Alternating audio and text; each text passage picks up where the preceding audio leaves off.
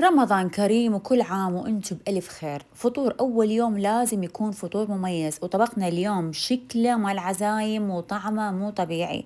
قطع لحم ويا العظم مستوية بطريقة تحفة، وحشوة مال فاصولية خضرة عليها شبنت، والتمن المطبوخ بمي اللحم.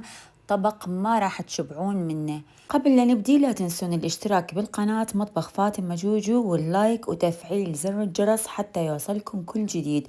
وإن شاء الله راح ننزل وصفات متميزة طول شهر أول شي راح رمضان. نسوي اللحم ويا العظم تقريبا 500 غرام، راح أحمس له بصل. بعدين ويا البصل راح أخلي البهارات الصحيحة اللي هي خليت من بصراية كاملة ودارسين عود دارسين، وخليت ورق الغار. راح أحمسهم سوا وأحمس وياهم شوية ثوم وفلفل حار، فلفلاية واحدة بس خليت. بعدين البهارات المطحونة كاري وكمون وفلفل أسود.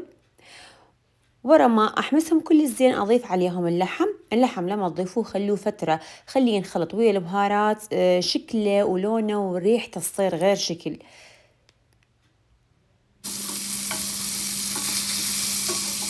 أغطيه شوية، أنص النار، أخلي اللحم يتشرب هاي الخلطة كلها. هيجي صار شكله الريحة تجنن. راح أضيف مي يغطي اللحم وأخليه على نار عالية. أول ما يفور أنصيه وأخليه على ما يستوي. قبل لا أطفي اللحم دقائق أضيف له الملح، وهيجي هسه صار عندي جاهز.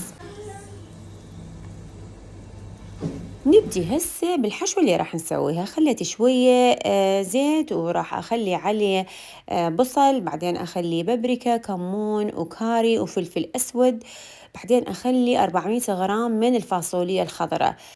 الفاصوليا الخضراء هذه تكون مسلوقة ومقطعة بهالطريقة هذه. راح أحمسها زين ويا البصل، وراح أضيف لهذه الخلطة شبنت فريش تارمته أني ناعم، تقريبا نص كوب من الشبنت.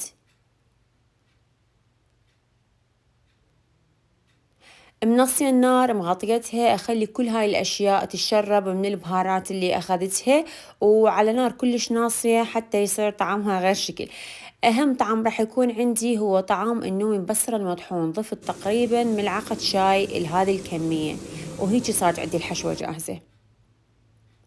آخر شي عندي التمن، طبخته بمي اللحم. صفيت مي اللحم من كل شي كان بيه، وحطيته على تمن بسمتي غاسلته ومنقعته، وعلى ما فار حضرته. وهيجي صار شكل التمن. هسه كل مكونات طبقنا صارت جاهزة. طبعا التمن واحدة يجنن ريحته وشكله فتشي. راح أخلي الحشوة على التمن وأخلي وياهم اللحم وأقدمهم سوا.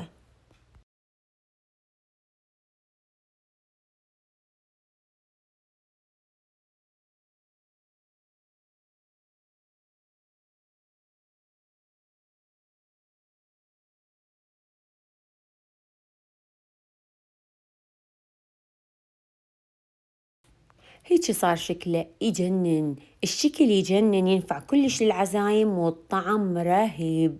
لازم تجربوه، وبالعافية مقدما.